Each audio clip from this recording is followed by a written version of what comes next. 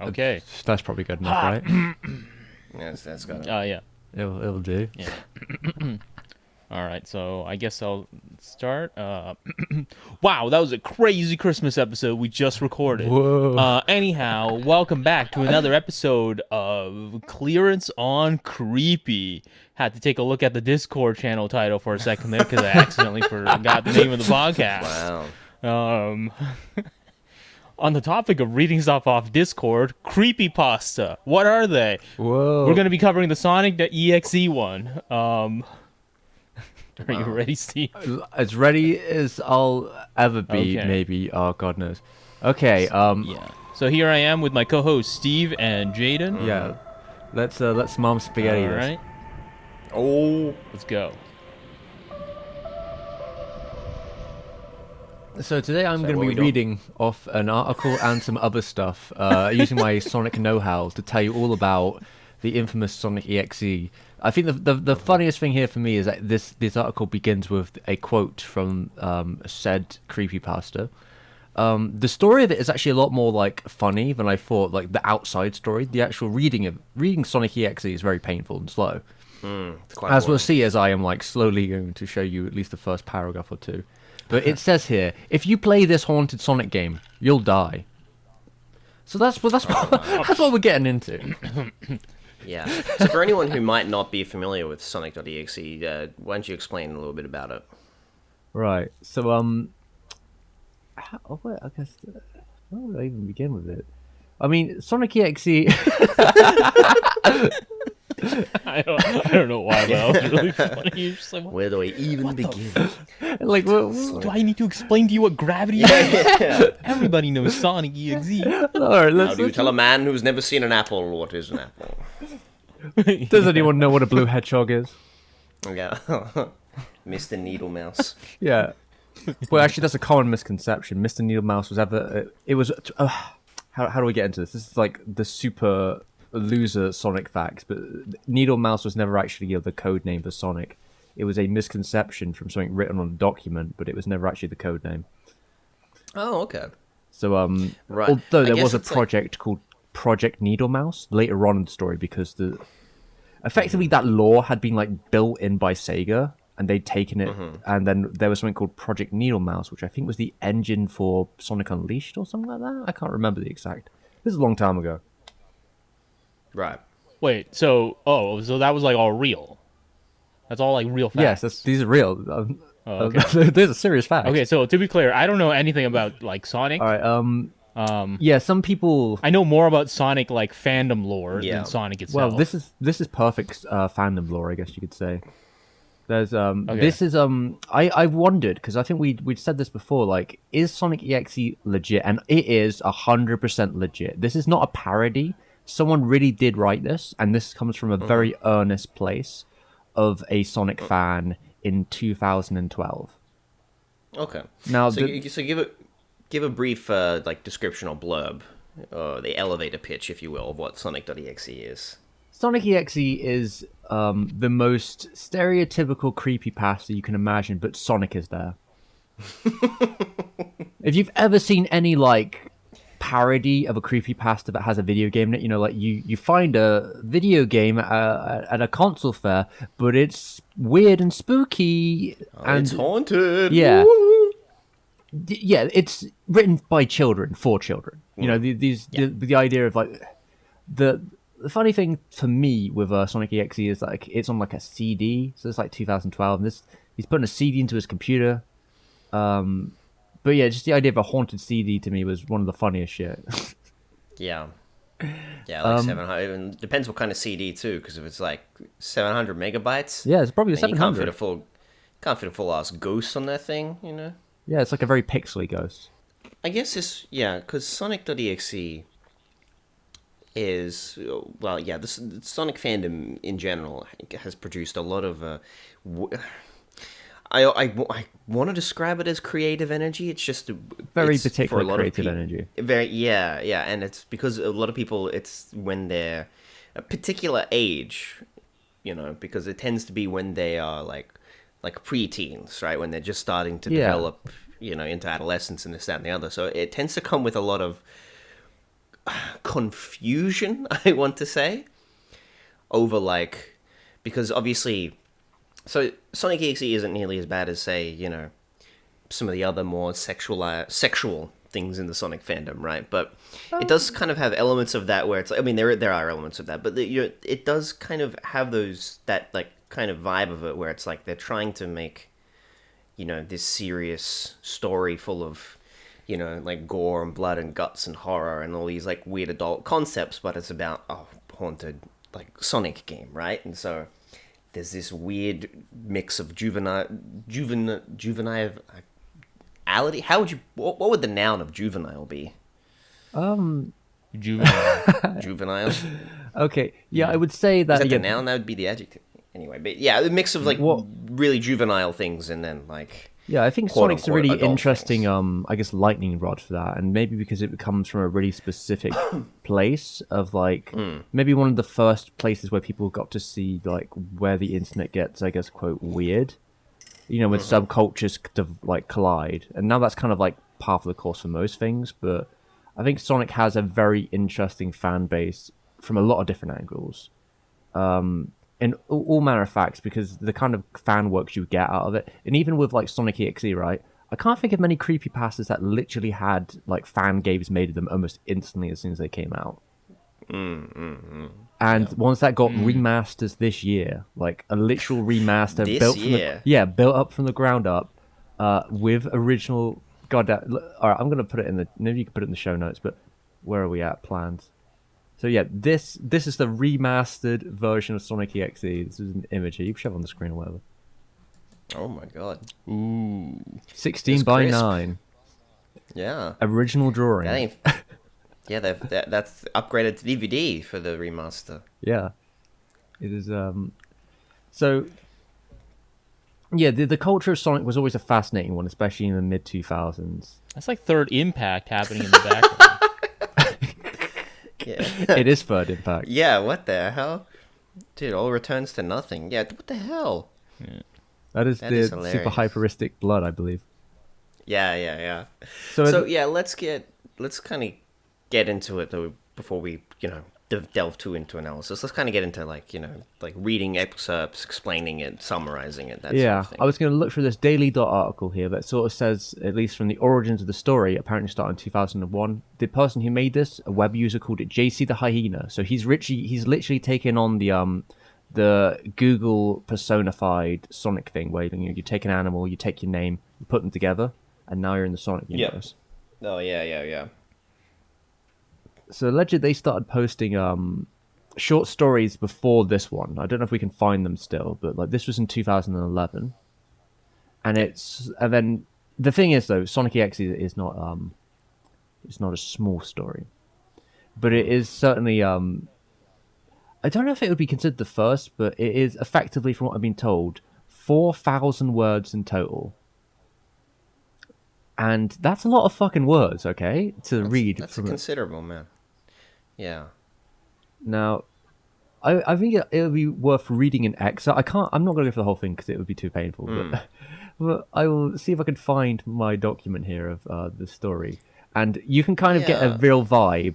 I think what's interesting about it will be getting a vibe from the creator and what you feel from the time period.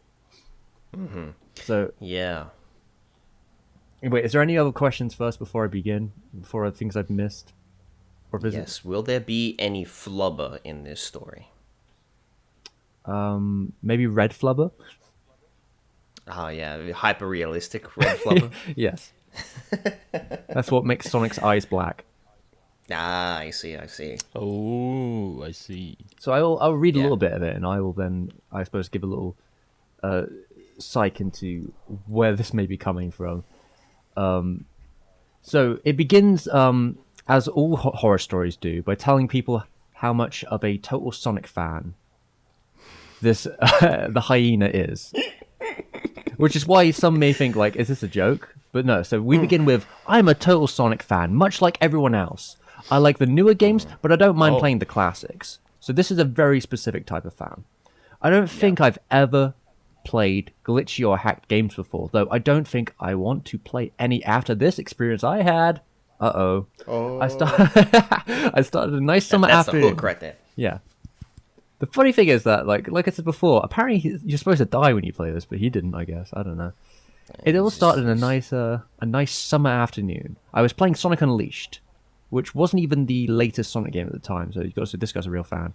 I liked how you get to explore the towns in it, until I noticed out of my peripheral vision that the mailman had arrived to put something in my mailbox, as usual, and left. I paused my game to go see what I got in the mail. The only thing in the mailbox was a CD case from for computers and a note. I took it inside. I looked at the note and first realized it was from my dear friend Kyle, let's just call him that, whom I hadn't heard from 2 whole weeks, and I know that because I recognized his handwriting. Though it was weird how it looked. It looked badly written, scratchy, and somewhat difficult to read, as if Kyle was having a hard time writing it down, and he did it in a hurry. This is what he wrote. Tom, I can't take it anymore. I have to get rid of this thing somehow before it was too late, and I was hoping you'd do it for me. I can't do it. He's after me, and if you don't destroy this CD, he'll come after you too. He's too fast for me. Please, Tom, destroy this godforsaken before he comes after you too. It's too late for me. Destroy the disc and you'll destroy him. I don't know how he knows that. He hasn't destroyed the disc. But you'll quit, otherwise he'll catch up with you. Don't ever play the game. It's what he wants. Just destroy it, please, Kyle. I think that's probably enough for now. But let's just say hijinks ensue. Yeah. Well, it kind of reveals the pros, right? I mean, obviously, it's a first-time kind of writer because there's yeah, certainly they were fresh, let's say. Yeah, it could, because usually it's like the sign of beginner prose tends to do with there are a couple telltale signs, right, of beginner prose, and one of the most common is just like unnecessary details. You know? Yeah, there's a lot of them. So there. like the shit should just begin with, I went to my mailbox and there was a CD in there, right? You think so? Though, it's quite important to know that he was playing Sonic Unleashed. Yeah, I think that's the most that's important. The werewolf one, right? Yeah, because it really gives you a flavor for what kind of Sonic fan he is. True, he likes the newer ones and not the classics. But no, he doesn't mind enjoying them. I mean, he's willing to play Sonic.exe, which plays much closer to a classic Sonic game than Unleashed. Yeah. Yeah, so, the general conceit is obviously that, like, he puts the game into the computer, and he installs it, and it takes forever to get actually started, right? It takes a very long time, and there are 3 playable characters. This is why it's funny to me, because the way Sonic.exe is described is like a literal game, which is why it was made into a literal game. Like, it goes through very specific details about the audio in each stage, what the stage looks like, who you play as in the stage. You go through every beat of like the level, like it's designed on a document. Like, he cares more about that element of it, which is why you probably can tell he's actually a fan, because he's really specific about those details.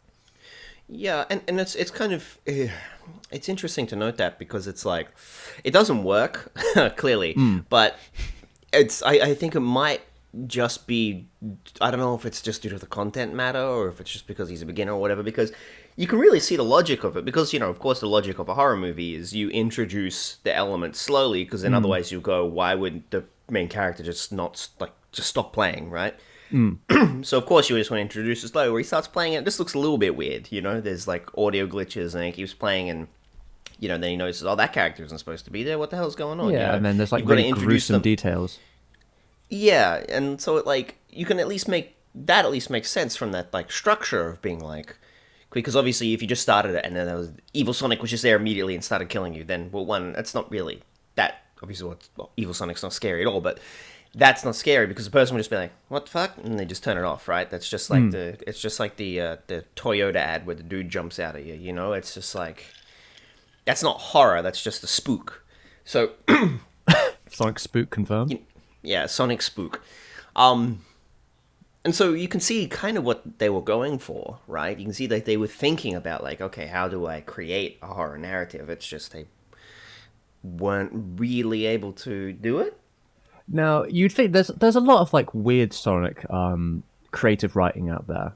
So what I think is interesting about the story to me is that like Sonic.exe isn't exactly unique, but it has a very long-lasting reputation which is probably why we're talking about it today. I think the infamy is kind of hilarious, and maybe because that sort of joke, and there's actually a really particular level to the story which we'll get into. So beyond the fact that it's like an evil Sonic, right? And I don't know why Sonic is evil in this context. That's not ever explained. I mean, why explain that? He has, hyper realistic eyes, which I think is one of the funniest. Hyper realistic blood, hyper realistic eyes. He's got black pupils, red dot eyes, blood coming out of his face. There's a ton of drawings of this, but it's interesting because really it sounds like the popularity of it, from what I'm being told here, really starts with that playable fan game version of it, because a certain probably the most controversial Happy Wheels player in the world happened to play it back in 2012 2013. Right. And Who's that? I think his name is how do you What if say there was a this? phone that could see you? Shush, computer. PewDiePie. Yeah. What? Yeah, and Pew. That's a weird name. yeah, I don't know. He's got Oh, like he okay. did this in like 2013. He only got like 11 million views, but Oh. But yeah, it was. Right. I guess the Let's Players got to it, and then the story grew from there.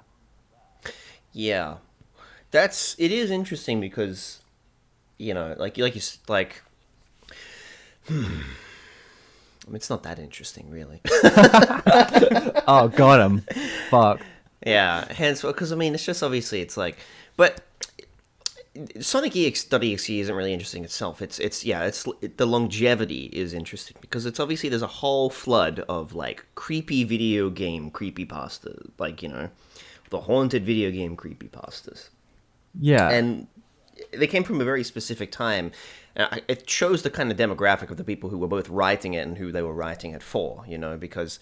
And what other video games? They were always, like, nostalgic childhood games that were, like, corrupted, in a particular way, right? Nobody was doing, like, haunted Call of Duty, it was, like... If they were, I didn't read it. Like, yeah, if I didn't see it. But it would always be things like, Pokemon or Sonic or Zelda, and, So it's like... Yeah. Because... Lavender Town. Lavender Town syndrome, yeah. And it's... Again, I think it's because the authors and the audience were, like, reaching that age where, they were kind of, like, entering their teens or whatever, and so those sort of games and experiences made up a majority of their background, their formative years. And There's whatnot. And I think there's something was a- creepy, I guess, about the idea of it's like corrupting the youth. This idea of like something that you used to like, and then there being like a dark undertone to it that you didn't see. Yeah. Well, it's like the version of like the haunted house of someone who spent someone who's a reasonably well-adjusted adult now, but then they've got to go back to their family home, and it's like really haunted, and it's like the corruption of that. It's like a weird 21st century digital version of that, just written by 15-year-olds. Now, outside of the story itself, there's actually a very interesting turn that happens in the story that I didn't know until I read this. But after the popularity, I guess, of PewDiePie's run of this game, in 2014, a few months after this like introduction of maybe a couple more than that, but the creepypasta wiki administration decided to delete the story from the website, stating it was badly written and had too many cliches. So like, the infamy of Sonic.exe was only increased by the thing that it was actually legitimately called out on a creepypasta wiki administration for being cliche in a genre of These cliche people really, story. these people really gatekeeping creepypastas. Yeah, man, that's yeah. So throughout Sonic.exe, because the narrative goes, he starts playing the game and he notices that he starts noticing just a few odd little things, only Tails is available from the character select, or Eggman is. Sonic himself isn't there, and he goes through the levels and they're weird and there's distorted glitches and stuff, and Tails seems uncomfortable the whole time, and then he gets to a point in the level where guts evil on the Sonic floor or shows whatever. up. Yeah, there's and then the evil Sonic shows up, and just like chases him, and it's like, oh, and my heart rate was racing, oh my god, and stuff. And the way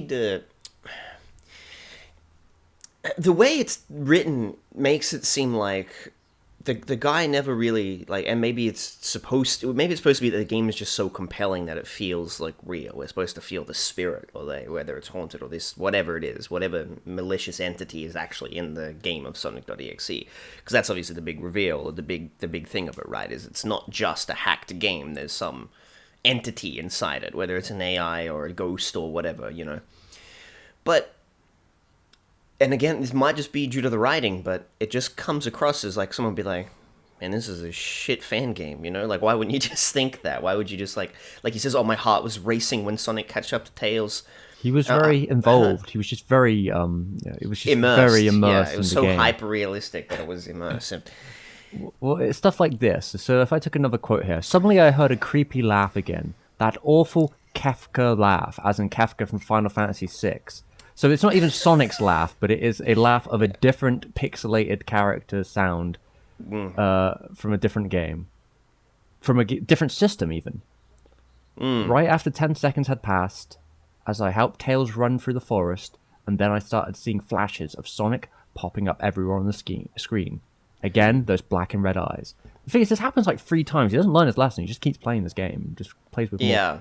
That's the other big thing, is the repetition. Is this? It should be a lot shorter than it is. Yeah, but there's nothing where it's like, yeah, there's something at the end, right? And so, but there is nothing really in the story, no element of the story that kind of implicates, other than the fact that he's just so immersed in this like fucking hyper realistic 4K adventure, you know, from this 700 megabyte CD-R that he's, you know, playing, that his friend sent him. There's nothing to indicate that it's really affecting him in the real world. I think he's just kind of bothered about it. I think he has some bad dreams. Yeah, there's some stuff like that, but like there's nothing like, there's no real sense of like, yeah, it's probably just due to the writing, because I mean, like, I guess you could say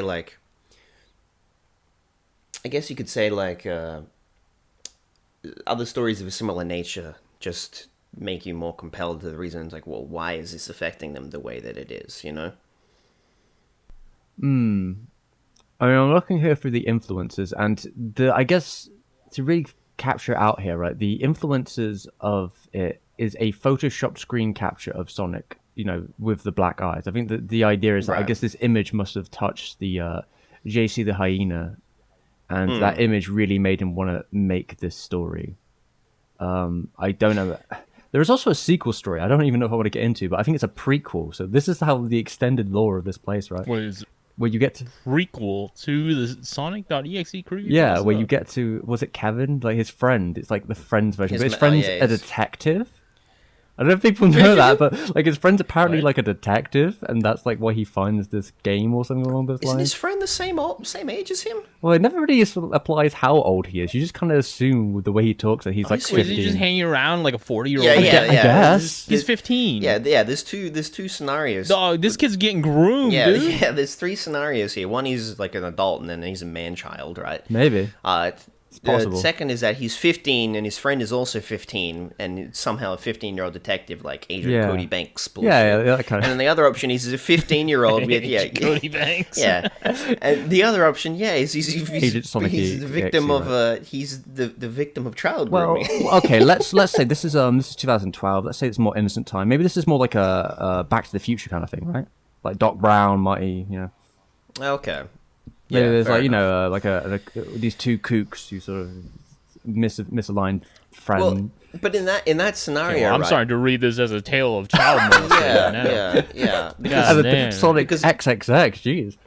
Yeah. If you apply if you apply the Back to the Future like kind of dynamic to it, then like Marty wouldn't get like a mysterious letter from Doc that would say, "Don't open this." And he then did. Open That's it, literally right? the plot.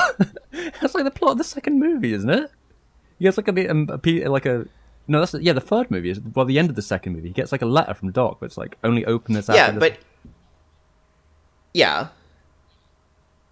no, I mean, like if he said, and if he got a letter that specifically said, "Don't do this, it will kill you," I think Marty would probably still do it though. Mm, They never really follow the disagree. rules in Back to the Future too much. Anyway, we're getting a bit off topic. Leave a comment to tell us yeah, whether what do you you think? think What do he you would think? have opened up the letter. You think, Marty Yeah. McFly would have opened up the letter and get child groomed by Sonic.exe? Leave a comment and we'll read it Well, out. obviously, live yeah, on the obviously none of us next have read episode. the script for Back to the Future 4, where he plays, he gets stuck in a video game, and Yeah, yeah. very So- spooky. I think, how does it end? How does it end? Sonic.exe. Back to the Future? No, or Sonic.exe. I know Sonic- Back to the okay. Future fucking Okay. ends. How does Sonic.exe end? They end the same way. With the kid pointing at his crotch. Like, they end the same way, where Doc Brown his friend comes in with a giant Yeah, fucking, Kyle, like, the guy in magical, this context, flying Kyle. train. Yeah. Yeah, Kyle. Yeah. Kyle comes. He goes, Tom, it's me. I can't fucking Yeah, he do comes that. in and he's turned his like Chevy to- into like some kind of like We need to go back to dimension Sonic traveling EXE. vehicle. Yeah. Yeah. It's very important. Yeah, it's got the kid pointing at his crotch. Oh yeah. Yeah, the disc is on my dick. Jesus H Christ. Okay. right, one sec. Seriously. Yeah, the Sonic I gotta plushie is stop. the ending. Hang on. Okay. So that is the ending, and he's like, "That's So it." And that's I supposed to will be I will like, quote like the ending here. After I Okay, sat okay. there for 25 seconds, I heard a voice right behind me, like a whisper.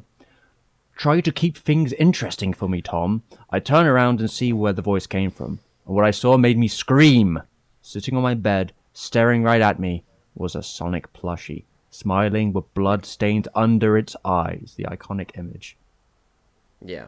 So it's the Goosebumps ending, Yeah, it is a very Goosebumps ending, and I wouldn't be surprised because if that's how someone like 2012. I think what's That the is how like every Goosebumps like novel ends. yeah, especially the what's the Night of the Living Dummy ones, the one with the ventriloquist dummy. All of Pretty them end spooky. with like, "Well, we killed it" or whatever, and then he's he's like, like, to bed, and then the dummy's Actually- there, and he's like, "I'm gonna get you this time, Sarah." You know, it's like, okay. Okay, like, I actually have a couple Goosebumps books around here. Oh, somewhere. I do shit. too. I have a bunch of the Choose Your Own Adventure ones. Those ones were Whoa. wild because like you would get like some of them would be legitimate game books, and then others would be like, if you are above 4 feet 11, turn to page 3, and if you are below 4 feet 11, turn to page 4, and it would be like just God. wildly arbitrary like branching paths, and I'm like, being a Commonwealth child, I'm like, what the fuck is 4 foot 11? get out some measuring tape on that one. Look on the other side. All right, I've got one other quote here. What I think is yeah, I think this really brings out the mindscape of the creator here. This is like, I'm guessing this is at the end of his playthrough, and he goes, "I looked at Tails, Knuckles, and Robotnik. I cried a bit. I pitied them for their agony they were going through. They were forever trapped within the game, forever tormented by that horrid hedgehog, and always will be. Then the computer shut itself off. I couldn't turn it back on no matter what I did." Man, motherfucker got malware. Like, Yeah, needed to install. Yeah, I think he just opened up a zip. yeah. I bomb. think Yeah, that's yeah. literally what the game is. Yeah. Yeah, it's like he should have installed Norton antivirus security and Yeah. then have them install the bit mining software onto their graphics. Yeah, I mean, if let you'd done that in let it 2012, mine crypto. Yeah. could you imagine the commission they Notice get? it. Like, man, the Yeah, rates have went up a damn, lot in Sonic the the last Hedgehog. 10 years. So you can kind of see, like their influences, I guess, and what they thought horror, was composed of. Yeah, I mean, there's a part here that says literally drags you to hell, and I think around Yeah. the same year there was the movie Drag You to Hell. It was like it actually moved. Drag me to hell. Yeah, with like Sam Raimi. Yeah. So, do you know like the sort of timeline for when this one came out compared to some of the other famous video game creepypastas? Ooh, I'm gonna have to assume it came out later. I'm not sure when Ben Drowned really yeah. started getting popular. Well, because I was going to compare it Yeah, to that's Ben my Drowned. favorite reference too. Yeah, because Ben Drowned Ben Drowned is still goofy, but Ben Drowned is crafted much better. Because it has It also has videos. it has videos. Yeah, that's it's more true. multimedia, and it's That it's gives it a bit more feeling. Yeah, and I hesitate to. I think it's just in comparison, of course, but it's more subtle. Especially like when you get to the ending, because like it kind of ends with this thing. It ends with like it ends on a particular. Ben Drowned ends on a particular way where like it's kind of ambiguous at the end, but then you read into it and you realize that the the journal or the whatever, because it presents itself as this person played through it and then is like writing up all their notes and just like trying to dump it on a computer somewhere at their like university, right? Yeah. And the ending implies that the record has been tampered with by the actual spirit or whatever it is in the actual Ben Drowned story, right? So there's more sort of more subtleties going on. The conceit is a bit stronger, and that's another one where it's like, well, that's one because the conceit of that is that he finds it at like a garage sale, right? He finds the garage sale. Some old man is selling something, and he's like, oh, I don't know, this is some like, I got this from. I think it's like his like a kid or something, like died or something. Well, that's the implication, and so the implication is that like the game's just got like a hand-me-downs to some like, I don't know, like distant relative, and he just didn't care, and he got it, and that's one where it makes a bit more sense because he starts playing it, and when he plays it at the beginning, it seems normal, if just a bit scuffed in quality, and it's not until he does a very specific thing that like the Ben Drowned spirit is summoned or whatever, So from what I can see here, the posts from Ben Drowned came out in 2010, so I think that reads up the timeline pretty well. And I'm curious if is Ben Drowned like one of the first like quote unquote creepypastas, because the way it starts here, I'm assuming this is the pun, because it begins with "Okay X, I need your help with this. This is not a copy pasta. This is a long read." Yeah. It's hard to tell because, copypasta, creepypasta, that kind of thing, and like, it was definitely one of the first to get widespread attention, and probably one of the first to like really like escape, or maybe not escape's not the right word, but it was probably one of the first ones to really get like leave the sub community it was created in, Yeah, I mean, I think because you've got like, well, it might. Yeah, it's hard to tell because you got things like, Smile Dog and Jeff the Killer and, all these other goofy ones which were real like goober really stories. old. Yeah. And then you got ones like, I don't know, like the Russian, like, I don't know the timeline of a lot of these, and it's hard to trace them because they're not really preserved very well because, well, one, obviously the nature of it, creepypasta, copypasta, it means the original, like they're copied and pasted, obviously, all through across the internet, so it's hard to trace the origins of where they were originally posted for the first time. And also, like with the creepypasta wiki or whatever, they're often deleted for varying reasons, There's actually an interesting turn in the story with that one as well, because Hyena, if anything, right, JC here, if anything, he was very passionate, and he wrote like a really long diatribe about when it got removed, and to create this sort of it's very you can kind of tell like the way he types is also the way he writes, as it's written here. As you can see, I am furious with the fact that my masterpiece, which has won the hearts of millions, has made a massive impact on the internet, is being brought down by a bunch of jealous, arrogant, redacted word, furry haters.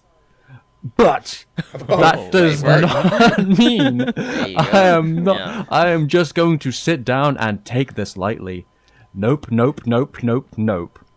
They have been messing with the bull, and now they've called out the horns. Like, that's not even the right term, but okay. Listen, everyone, I need your help with this. We are at war here. I want every Sonic.exe fan who is reading this to get the word out. So, it's kind of funny because I don't know anything about Sonic.exe, so for a second there I was just like, maybe this is just like a more competent writer pretending like they're a shitty writer for the sake of authenticity. You think but then I'm just like, no, I guess not. Yeah, I don't think this is like a My Immortal situation where it's like the My Immortal fanfic is so bad, but it's so like almost craftedly bad that there are elements that make you go like, is this all a joke? Is this all a gag? I think this one is just more clear cut. No, he was like very serious 14 when he wrote it, and he was very serious and passionate. A very serious furry. Mm-hmm. Yeah, and I guess because of the detail of I mean, I guess you could still be a fan of Sonic and like be aware of the kind of the reputation that Yeah, I the think fandom most has. are. Like there'd be plenty of fans like that. Most are, yeah. There's But like there's a I joke think in the community. I don't know if you've ever heard it, but like every review of a Sonic game comes from like some hack that doesn't really know. We'll start with like Sonic had a rough time into 3D transition, and then they'll usually sometimes bring up, and then it might go into also weird fans. Am I right? That's like the beginning of every Sonic video made ever by someone who doesn't really care. Yeah, I don't want to like. I don't want to like shit on the guy for being like a fan of Sonic and then wanting to make a piece of like. No, I think I get fan media like based around it. Like that's just totally fine. I think he's a fascinating character. Would be the way of putting it. The funny thing of that is the post is apparently reinstated, so I guess his angry rant and fans must have done something because eventually they had to like put it back. Maybe because it's hard to justify Sonic.exe as much worse than half the shit on the website to begin with. Like Smile Dog and Jeff the Killer and whatnot.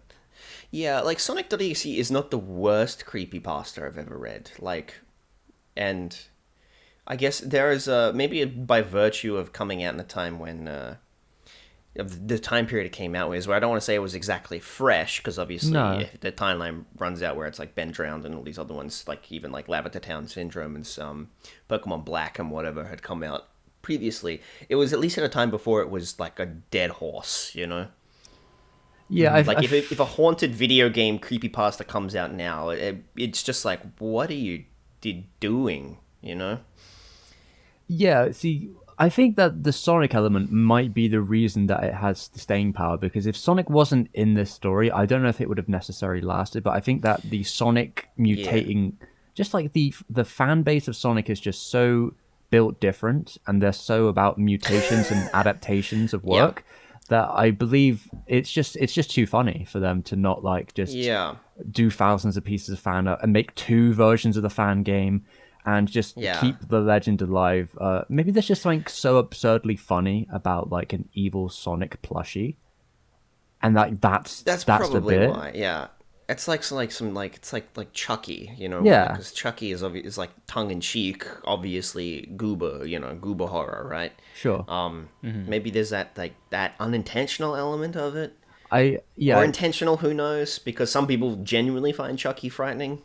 He's got a spooky little creepy doll face. With this one, I feel like if it was Mario, it couldn't quite work the same. It would be a Nintendo situation. Sega does what Nintendo don't, because like I just couldn't see a creepy Mario with black eyes. It probably is because Nintendo, like, not that Nintendo fans don't like make like weird art of Nintendo characters. Right? Oh, they do. They just get shut down very quickly. It gets shut down pretty quickly, but also it's like there there isn't that same there isn't that same stigma against Nintendo fans as there is against like Mario fans as there is against, say, like Sonic fans, right? And there isn't that it's not the same vibe. It's not the same. The lore of, you know, Mario is not the same as the way the lore of Sonic is set up. Even as little as I know about Sonic, it just seems like they're set up in very, very different ways, you know? Yeah, well, I think one of the interesting things about Sonic in that caliber is that even before they started getting to like their weirder stories, like with Sonic.exe, you know, where it's basically like Final Fantasy world, where Sonic starts dating like a real life woman, and you know they have like a love story and all that. Before that, there were the oh shit. Yeah, and I knew that. Yeah, so in Sonic.exe, he's like going out with some like Final Fantasy looking princess woman, and they like kiss at the end when Sonic dies, and it's pretty hilarious because it's like it's not just a cartoon character. It's not like Roger Rabbit. It's like a comically sized, you know, Sonic the Hedgehog with giant hands and it's like awkward CG body, looking like, you know, awkwardly moving around like floppy dinosaur or whatever. Like he's like fucking Barney or something. Next to this like timid anime woman. Yeah. Wow, you weren't kidding. Yeah. I'm dead serious with it. But yeah, so damn, he can really move. even disregarding like that, right? But like even like in the actual like if you go back to the comic books, but there's even that, right? Because like you think about like Mario characters don't really have like internal conflict. you know, The in the games vast are majority very of media that simple. portrays them. Like, Yeah, they're very simple, and it's very like Nintendo's also the motivations very in. tight with who Yeah, can do stuff with Mario. There was at yeah. one point a comic book of Mario, but I think it was specifically in Nintendo Power or something. So like it was very Yeah. encased within their own world. Where Sonic, it gave the characters out to two different publishers. There's a British Sonic comic, which was different in a lot of ways, and then there was the Archie comic for Sonic, which went for a very long time. We're talking like 20 plus Yeah. years. And there are some absolutely fucking insane stories in those comic books. And it really is like the pretense to a lot of like insanity that comes from the Sonic world. I wouldn't be surprised if a lot of those Sonic fans grew up reading this, comic book as well as this other stuff. And, Sonic had a lot of TV shows and had a lot of its weird lore. Like there's lots of different And I think factors. the base Sonic idea is much more. The Sonic IP is much more flexible in terms of interpretation of the characters and the lore and the setting and stuff in the way that Mario isn't, because Mario, Bowser, Peach, or whatever have to be portrayed the same in basically every iteration, right? Yeah, there's a sort But of like, level of I don't know if I want to say it's creative freedom, but maybe within adaptation with Sonic that like, Yeah. especially since Sega is like very encouraging of I think they understand the relationship fans have with it, and they've always been very encouraging to let fans do whatever they want within within the bounds of reasonable expectations. yeah, compared to Nintendo, which is like, Yeah, Nintendo will make a fan of Cease and Nintendo, right, will literally make a game better than Nintendo can, and it will get like, a legal battle, a suing, DCMA the next week. yeah. So something I was thinking about before doing this, which is that, and I think you might have hit the nail on the head with the fact that it's the reason it's so pervasive, and the reason like a lot of these video game creepypastas were pervasive in the first place is solely due to the IP recognition and the, well, I don't want to say solely, but like the main reason people would even click on them is because of the IP recognition. Because I think, I don't know, I'll hear what you guys have to think, but for me, the base idea of a haunted video game, like just like the idea of a base video, like a haunted video game, is not scary. No, I don't Like, think at it's all. scary. Like it's as a piece of media, it doesn't have like, because like if there was a horror movie that came out and the premise was there's a haunted video game, and it was like completely fictional video game inside that world, that's not scary, It's the reason I think people will read these stories is because they recognize the video game in question, and it is that corruption of something that they find familiar. I do think because it's that... not like, say, Oh, well, you say like, you think of like oh, sorry, I was gonna say like other media can like work on a different level, like say something like Ringu, right, or The Ring. Yeah. It'll go haunted videotape. But what's the difference between a haunted videotape and a haunted CD with a video game on it? Is that, well, one, videotapes were much more pervasive at the time, and not just like, it wasn't just like video game like nerds who like played, like with video game you stuck to video game fans, but like with a VHS, it's like everyone had an experience with a VHS tape, right? So there was a certain degree of familiarity to it. It has a level of rumor No to matter it. your level. Because I remember being that too. like about, God, what age would I have been? Probably like 8 or 9, and I heard about the idea of Ringu. I didn't even know it was a movie, but people in the like playground would talk about the idea of a videotape that kills you. Yeah. And you'd be like, oh, that sounds spooky. And it's because the videotape, like the base idea of a camera has to record something that actually exists, right? For the vast majority of people. Like especially consumer grade video cameras, you have to film something that actually exists. So there's that extra level of it, of like, you watch the tape and then it's you go, oh, well, what's with this crazy imagery? And the only thing that's really protecting you is the fact that you weren't actually there recording it. And so the fear comes from, okay, what if that barrier of the TV screen was removed and the actual monster comes out at you? I feel that with maybe one of the things with Sonic.exe, and as well with Ben Drowned, is that, like I said, Sonic.exe is literally a video game. You can play the whole experience through, and I feel that's where the popularity in some ways probably came from afterwards, that it was a more multifaceted thing. It had the fan illustrations, it had the game you could play for free, you had the story you could read.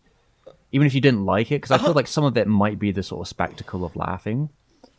Yeah, 100%. I do agree with that too. There's that like extra level of the transmedia like element of it. But again, the story itself, if the game wasn't Sonic, if the game was even like a even a stand-in for Sonic or completely like something that resembled Sonic. Yeah, You if know, it was a completely, Blonic the like, Bredgebrog or something. yeah, yeah, something like that, right? It like the story would not be popular at all. So because it's just like the base idea of a video game being haunted, I think, isn't necessarily that scary to people because video games, well, one, they're 100% created, right? So rather than being like, I don't think there's no, Yeah, that, there's nothing. there's no Yeah, tangible there's nothing, real world connection like I said with like There's the no TV. like found footage of video games. Yeah, exactly. What tends to be because it's interesting- all 100%. What I remember seeing, and you sometimes see this, I think there's a couple of these out there.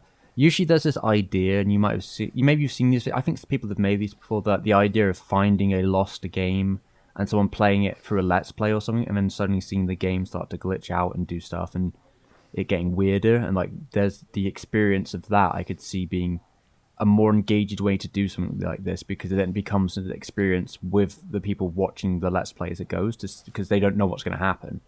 This is So I think the reason why though is like that video games of this sort like don't really work in that sense is because like video games by their nature, like I feel like part of it is very that like we know interactive. that video games by their nature can do that. Yeah. You know, if a game starts to glitch out on you, you're just like, all right, this is part of the game. yeah. Where it's just like say like with the example of like Ringu or like the Ring, right? Like there are things that videotapes cannot do. So when it starts to do those things, like I don't know, turn the TV on, you're just like, okay, well that's not. Yeah, supposed it's to pretty happen. weird when Yeah. like a little girl comes out of your television. That doesn't usually happen. Yeah, it's hard to make. I think the thing is that like it's hard to make a fucked up game that does weird fucked up shit and not Make it like malware. Make it look like malware. yeah, Yeah, Because I mean yeah. that's the end of the That would story, be right? the first thing people would probably think, right? They'd be like, this is malware. Because like at the end of the story, Yeah. his computer's fucked. So it's like it was malware. Yeah. Like the horror is that he has to buy It's like, another. bro, you got malware, Yeah, dog. but he has to buy a new computer. It's like that's a big fucking horror, yeah. if you ask me. I think like the way you could make maybe the way you could make it scary would be like if it, because it's just that thing of like how the fuck's it gonna get out of your computer. And I mean I guess it's not that much of a big stretch to go from like Sadako comes out of the TV to like Sonic.exe comes out of the computer monitor, right? But I think it's just a thing because Sonic.exe, well, obviously Sonic just doesn't exist, Obviously Sadako doesn't too, but in the world of the story's logic of Ringu, Sadako was a real girl, right? I wonder though, in maybe 50 years' time, right? Because I think that abstraction is really the key to like horror in a lot of ways. It's the distance between these things. That like a lot of horror movies take place in a very particularly distant environment, like an old house. Yeah. It's like a Victorian setting, or like it's an older Civil War kind of. There's something about them which is foreign in history, but is far enough away. And there's sometimes a tale of that sort of stuff. So like I wonder in 50 years' time if like this idea, like the idea of playing, on a CD or on a computer, because we're like so far removed from that, is antique enough where that will become like a common trope for those kind of horror movies. Like that this could Yeah, it become is. something. It is possible because like digital horror, like in regards to like using any like the computer as the medium for the horror, is interesting. I think you can do it, but it's like okay, this idea of like, well, how you just got to kind of get through this idea of how is the physical computer actually affecting the real world. I feel and that you don't even maybe have to explain the, it, but it just has to have an effect on the real world. the format of it may have to change too, because of the setup of something on a computer is usually different. Because I see it more like in the factor of like streaming and YouTube videos and these things that are slightly different in structure, maybe more interactive, and that kind of element could be more at play with these sort of formats, or the fact of it just being a video game about an archival, some sort of weird broken video game in the past that you then are playing. Like those formats seem to fit the structure better than like maybe like a movie. So, I guess one of the questions I have is, do we have any reliable data on how many people would say like I don't know how you would even measure this, but like, it spread like wildfire. But do we have any reliable data on like people who were, spooked by I don't know it, if people were ever even or spooked by it, if I'm honest. or Maybe or like young interested people. by it versus people who were amused by it? I think that's a Yeah. really hard thing, because obviously what the instance thing we do have is that like its removal was because it was considered bad by the community. Even if it did come back, like there was obviously Well, it's bad by the administrators. yeah, but I imagine That's that came true. from the response from people playing the game and laughing, and it came from a certain period of YouTube, right? It was like the height of like Let's Players playing like weird free horror games on the internet, or like these 2D and screaming, right? They scream at the screen, they go, oh, it's so Yeah. spooky. Oh, Sonic is it's kind Yeah, Oh, Markiplier. yeah. of Markiplier. Those experiences, right? They play like the spook game. They freak out on the little camera in the corner, and that seems to be where Sonic was coming from at that time. Like Sonic.exe may have just hit that right moment. Because I mean the rating. I feel that what I've got here, at least, I don't know if anyone was really spooked about. I mean, the reason I even brought this up originally is because my nephew asked me about it, and I thought it was the funniest thing in my world that like my 7-year-old nephew knows what Sonic.exe is. Because I was Yeah, like, Thomas, yeah. where did you even hear about this? And I still don't know. He probably saw a YouTube video or something, but he was like, yeah, it's a bit scary. So I'm like, yeah, I guess to a 7-year-old, this is actually kind of like spooky. I guess, Even yeah. if it's just when like they- the let's play of the game is spooky because the aesthetic. That's an interesting idea too, because I guess you come like this idea of like, as I'm an adult, right? I've been an adult for a long time, so I'm able to be like, it's a fucking video game, Yeah. like, but like if you haven't quite developed that sort of you don't quite develop that sort of firmer grasp on reality, and not saying that like anyone who does find it scary doesn't have a firm grasp on reality, but like especially if you're younger and like, You're fresher when you're younger. you're fresher, yeah, you don't have as much experience. It could be that. I guess also comes to say is a question: does it have to be scary? No, To be- I think that the humor of it in itself, just the elements of it, has its own unique flair Yeah. of just how absurd the detail is. Yeah, because I think they probably intended it to be scary, but like I think for people to enjoy it, it doesn't necessarily have to be scary.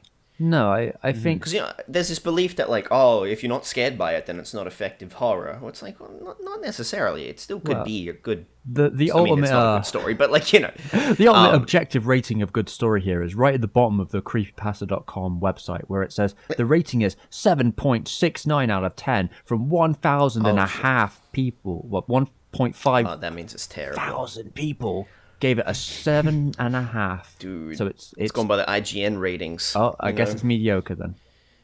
Yeah, anything below a 7 is unplayable. Wow, yeah. But this is community guidelines, so all those reviews are either 1 or 10, as we know from Metacritic. People only give 1 or 10s.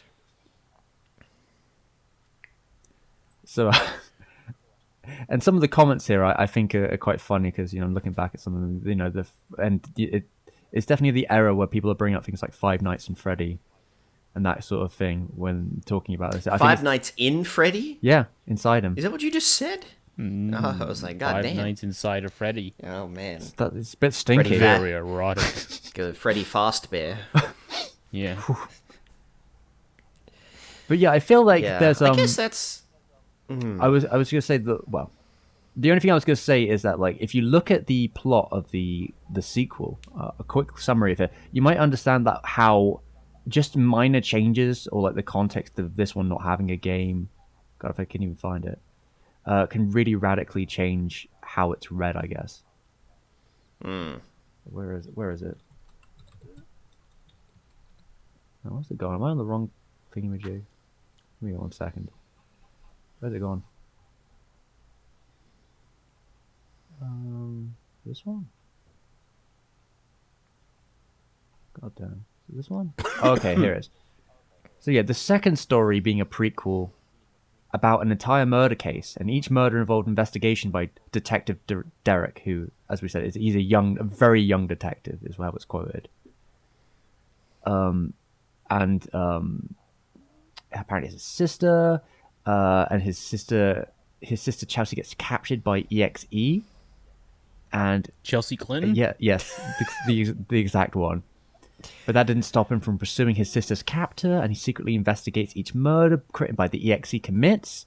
So, I'm getting the impression that EXE in this context is not actually Sonic, but then becomes Sonic later. So some sort of weird ghost that then gets... That possesses the... Yeah, so wait, let me... See, that to me is a more interesting idea. Yeah, it's definitely more unique, but it is it doesn't quite have the, I guess, the point of that it doesn't quite have that like time and place. It doesn't have quite the silliness of the story. This sounds kind of like sounds like a visual novel, if you ask me, quite frankly.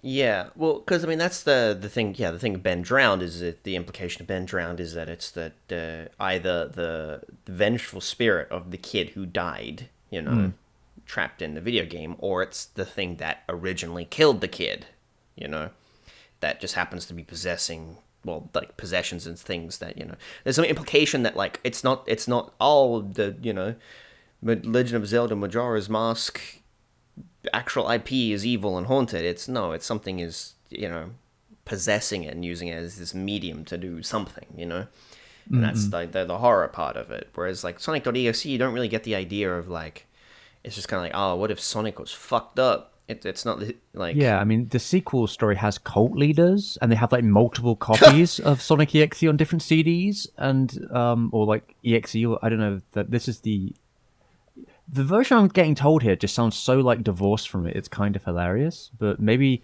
if it's written by the same person, I mean, I wonder if I could find it. I've only found a synopsis here, but it's almost interesting to see that this might be written by the same person, but at like a different time in their life, because it's such a radically different story. Because it says here, right at the end, it goes, 3 weeks later, after EXE stole Derek's soul, so as we know, Derek, best friend of Tom, his soul is stolen by, I guess, whatever EXE is in this context, if it's like Sonic's secret super special soul or whatever. Yeah, Derek's boss, Bob Richardson, receives a message from Cole, who filled him in on what happened, and then I assume at some point the disc is sent to his friend. Even though there's multiple of them, I guess. What the fuck? What the fuck is the story? Yeah, Jesus Christ, the lore of Sonic.exe. Yeah, it's hilarious. Yeah, like I'm almost tempted to say that maybe that's a better story, but not one that's as well known. Yeah. Right. Well, would you recommend Sonic.exe? I would maybe recommend. I think it would be funnier to play the game. I think. Oh, if you just become the book club. We become the book. Yeah. So Jay, would you recommend? What would you recommend? Half in the bag, Sonic.exe here. Yeah.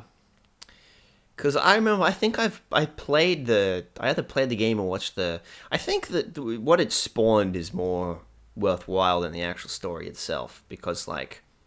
Again, it taps in that weird creative energy that certain fandoms seem to have. Yeah, the Sonic fandom is very interesting. I think it is such a... I mean, I guess I'm technically part of it in a way, but I just think it's also fascinating because the fans are just so unrelentingly, like, earnest in what they create and so willing to share it, because it's the kind of stuff that most people might make when they're younger, but they wouldn't dare like share it to anyone. But because of how like dedicated the fandom is, there's like, I guess, more of a participation factor. So you always get very different and unique products from it. Like it's the world of like both, like Tails gets trolled, but also like the creators of Sonic Mania. And like that is just the divide of like the content you can get from the franchise is so radically out there on both sides. Yeah. And where does Sonic.exe fit into all this? Probably onto that spectrum. Probably somewhere in the middle, between like really absurd but like engaging to like better than what Sonic Team can do, and this is somewhere in the middle where it's just like this is teenager's first horror story, but Sonic, of kind of funny and charming if you read only a bit of it and don't get bored. But yeah, the interesting thing here, at least about this other story, is that it has like dates, so it's such a bigger story, like has times and dates, goes on for like ridiculously long periods of time. I don't even know if it's written by the same person, But yeah, the world of Sonic.exe is, I guess it at least has enough content for a sequel story. So what else can I say? There must be something there. Right, yeah. Yeah, I think Sonic.exe is interesting to talk about. It's not interesting to read, as we learned the first time we tried this. Yeah. So yes, we learned a lot that day. I will say sometimes with Sonic, the history is sometimes more fascinating than the actual experience of playing some of those games. Yeah, And I think that could be said. The same could be said about stories like this.